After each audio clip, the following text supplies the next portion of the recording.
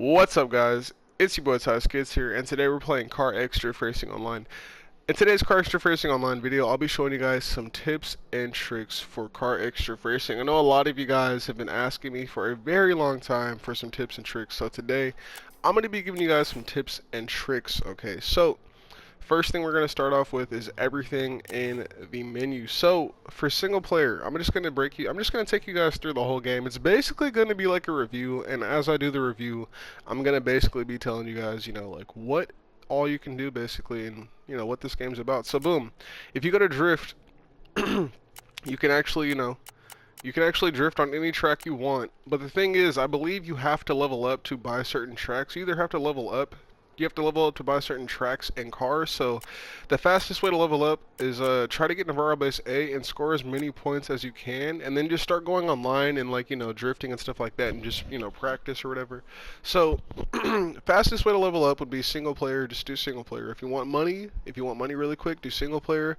Or another fast way to get money, I actually heard this from somebody the other day, is if you have a class 5 car, you can go to time attack and you can actually go to West Coast Arena, and if you complete West Coast Arena in I believe about 20 seconds, it gives you 400k, so you can earn about 800k in 40 to 50 seconds, basically 800k in a minute. So yeah, that's some good stuff to know there. So for tandem drifting, basically tandem drifting is not online. Basically with tandem drifting, you'll run a line with your actual car, and then it'll have you run a chase line with the car that you had ran before. So pick one car and then you can pick another car, you'll pick one car and then you can pick the same car again. So you can basically practice tandems with yourself. A lot of people will say, how do I get better at tandeming?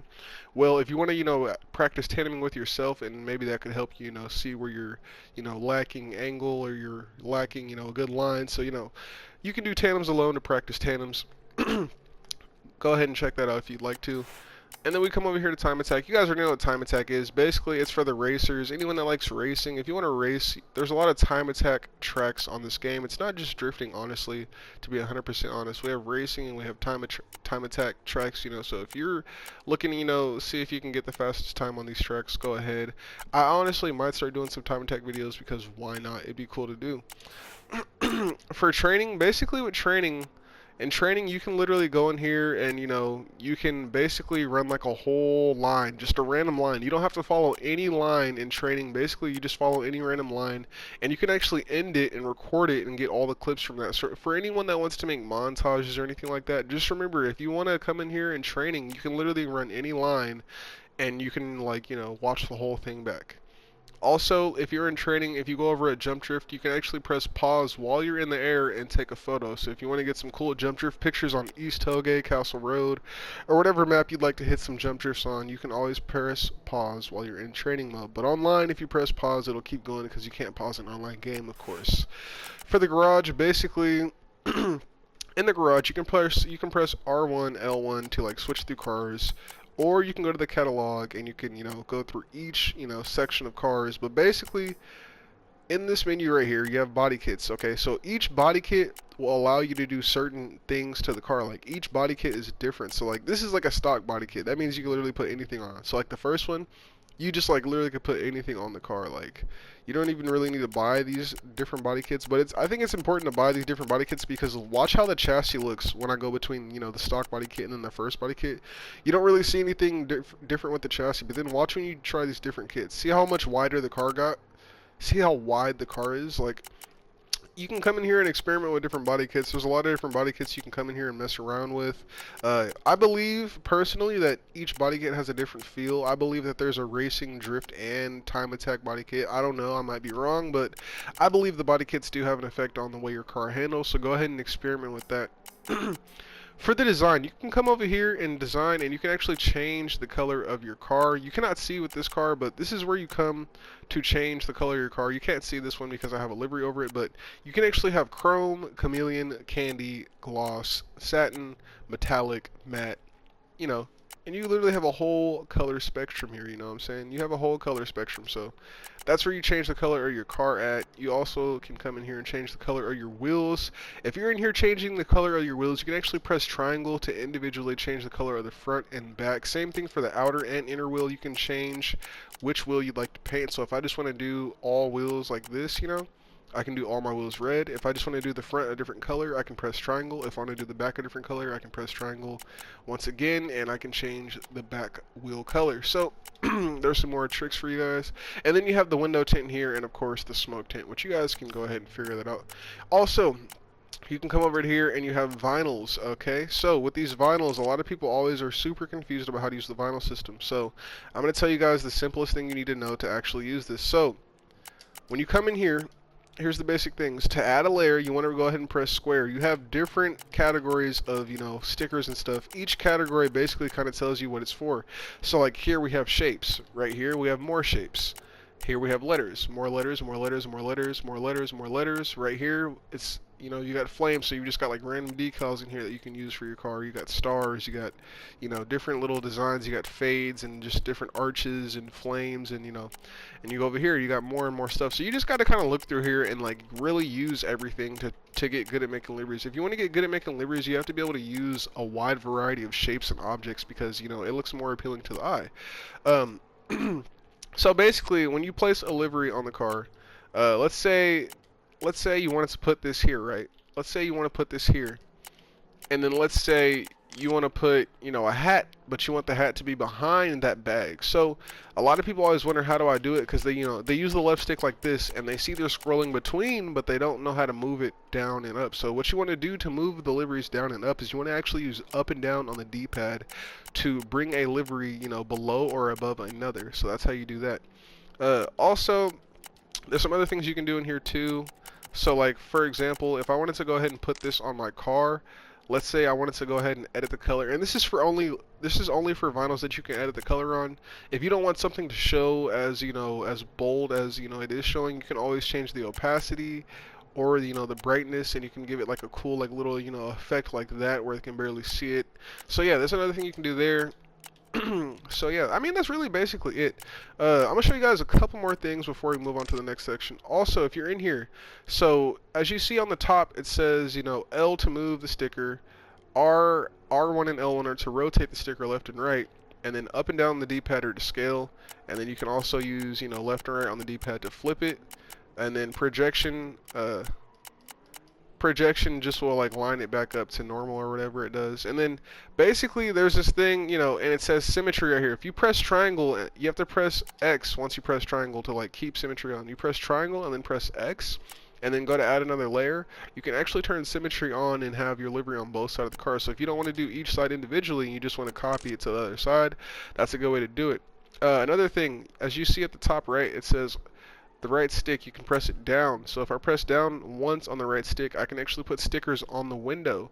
If I press down on the right stick again, I can put stickers on the window and the car at the same time. And then if I press R3 once again, it just goes back to the car. So on the car, on the window, on the car and the window, on the car. That's how you do that. So everyone that's been asking, how do you put stickers on the window?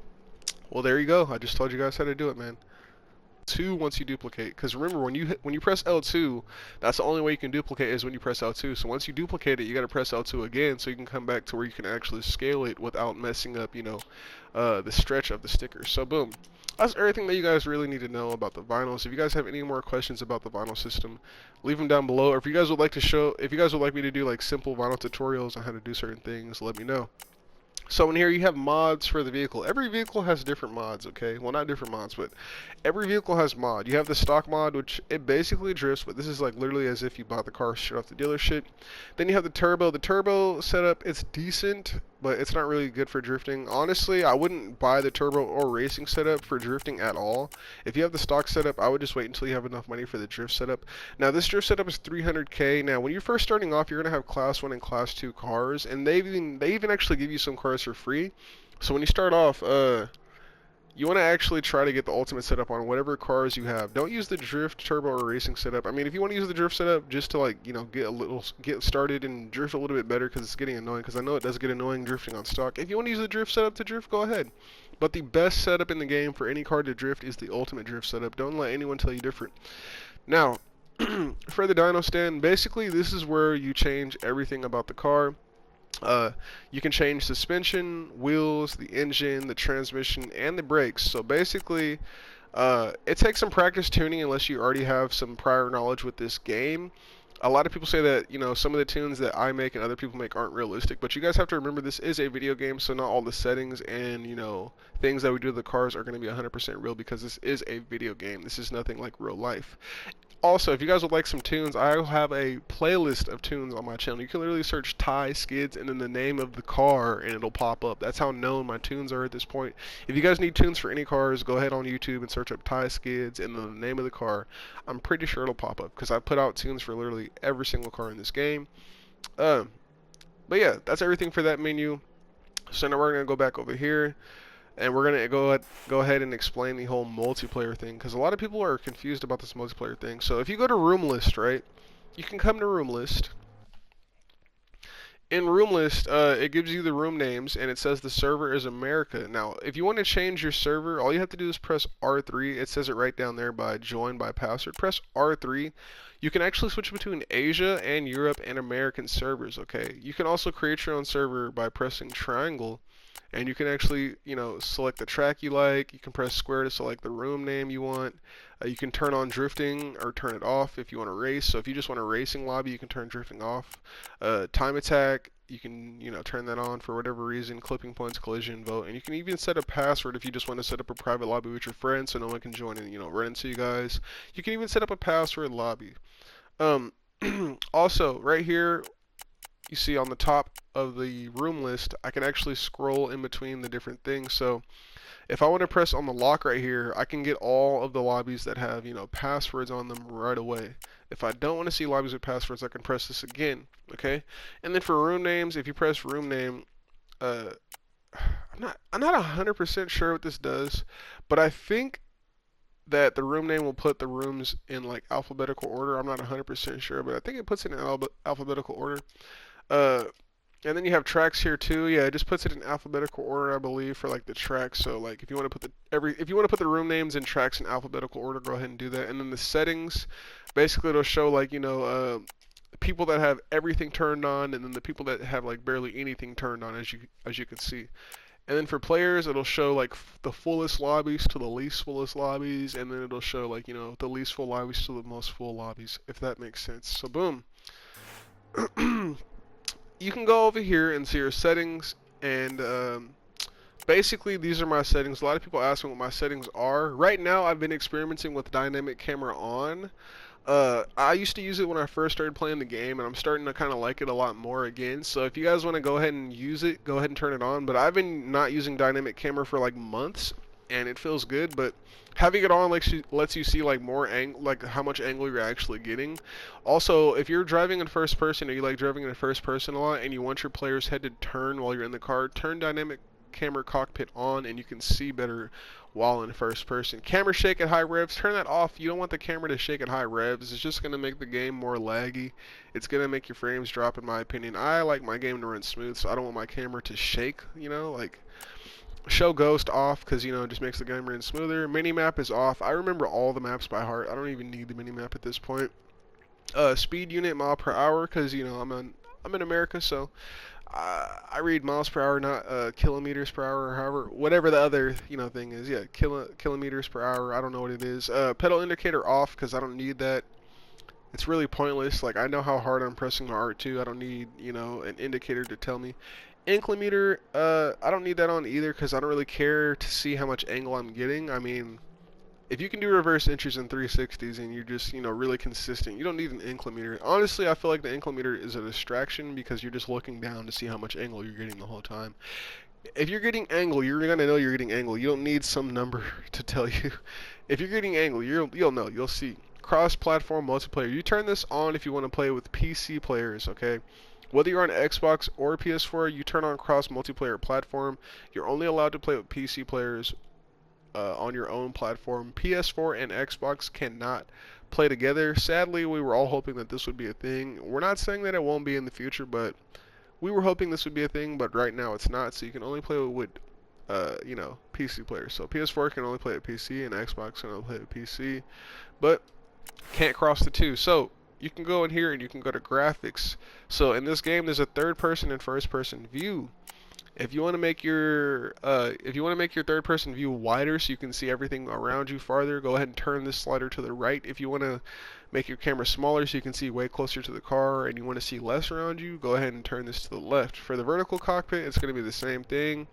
You can turn smoke on and off. Let's say you're in a big lobby and there's a lot of people and you got smoke on, you can barely see. You're like, damn, I can't see through this smoke. How am I going to drift?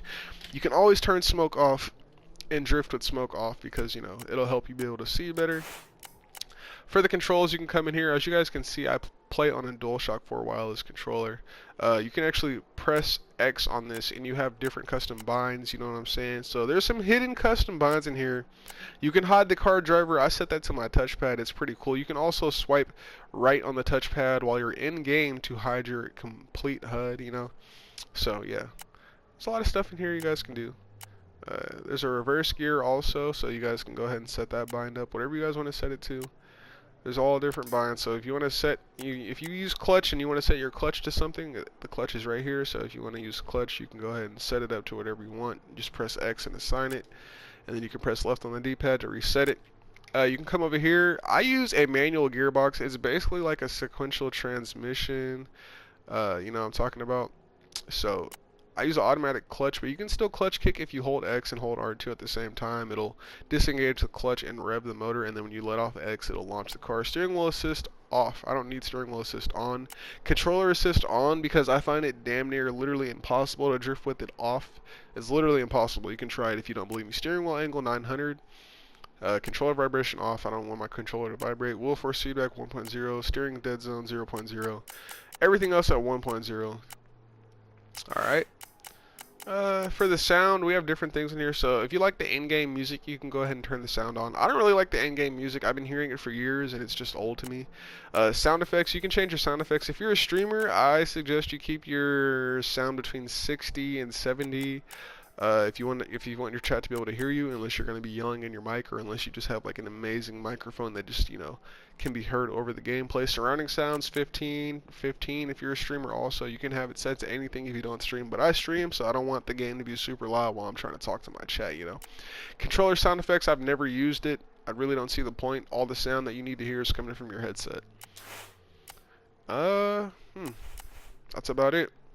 So now what I'm going to do is I'm going to take a car and I'm going to go into one of these tracks and I'm going to show you guys some tips and tricks for actual drifting, because I know a lot of you guys, you know, need help and are really confused on, you know, how to drift really good or how to drift decently in this game. So I'm gonna give you guys some help today. I'm gonna give you guys some help, man. We're gonna help out the community. So I'm gonna take out the Wellington S20, aka the S13, and we're gonna go ahead and head out to a training map, and I'm gonna show you guys some tips and tricks on the track, you know what I'm saying? Like some actual tips and tricks.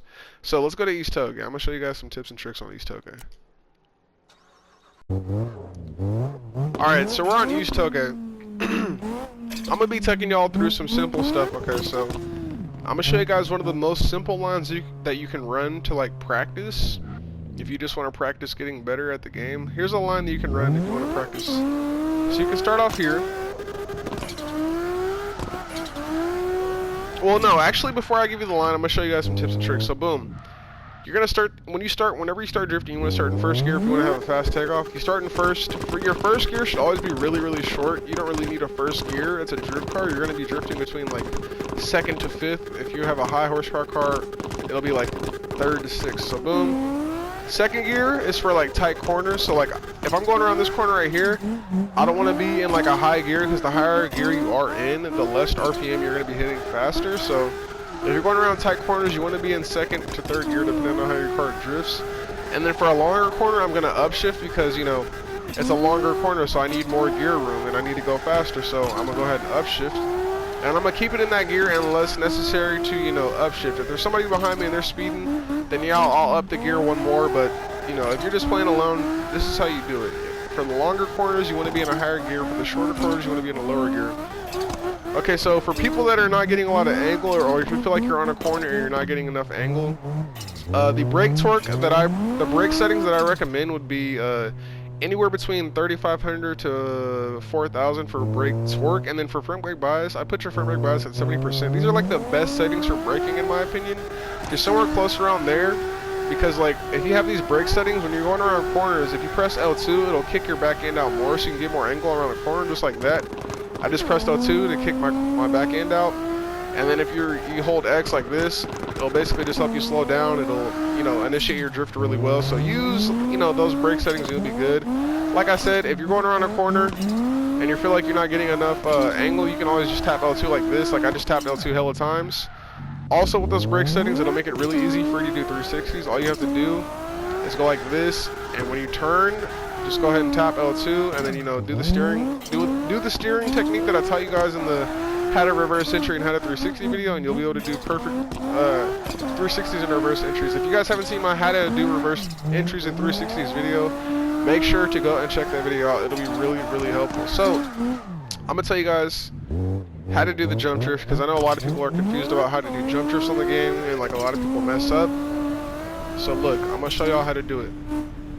So for East Toge, I know it's a little hard. A lot of people think they just need to go full speed into the jump. You don't need to go full speed into the jump at all, actually. Don't go full speed. Well, you don't want to like go full speed. Like you don't want to go as fast as your car can go. Like you don't want it to literally just be like 6th gear, just straight up, just redlining it. I'd say hit the jump. Depending on your car, you want to hit the jump on 3rd or 4th gear. So like with this car, I'm gonna hit the jump in 4th gear, and when you hit the jump, you just want to slightly turn. Okay, slightly turn. If you hit that wall, it's fine. You're not always gonna get a perfect jump, but when you hit the jump, you don't want to turn too hard. If you turn too hard on these physics that they have now, your car is more than likely gonna spin out, or you're just gonna overshoot and end up, just messing someone up behind you or whatever the case may be. So let me go ahead and do that again and show you guys an example of what I mean. So we're gonna come around this corner, and we're gonna take this little roundabout. And see, this is what it looks like with dynamic camera on. Dynamic camera on, by the way, for anyone that's wondering. This is dynamic camera mode. If you turn it off, you'll see what it looks like without it on. So boom, you want to come in, you just want to slightly turn just like that, and then boom. You want to hit L2 just so you can get more angle or whatever if you want to hit a reverse entry. And then boom, come around this corner. So yeah, that's how you do that. You just basically got to slightly turn. It's going to take some practice, and each car is a little different. So, not every car is just going to jump the jump, the same. Each car has a different weight, each car has different speed, each car has different momentum, so it just depends all on that. But yeah, I mean, that's really as many tips as I can give you guys for the day, man. If I left anything out of this video, let me know down below. I just want to say thank you guys for all the recent support. We're almost at 11K subs. Thank you guys for that, man. I really do appreciate it, man, like for real, for real. But this has been your boy Ty Skids playing CarX Drift Racing Online, and today I showed you guys some tips and tricks, man. I hope you guys really did enjoy this video, and I'll see you guys next time. Much love. Peace.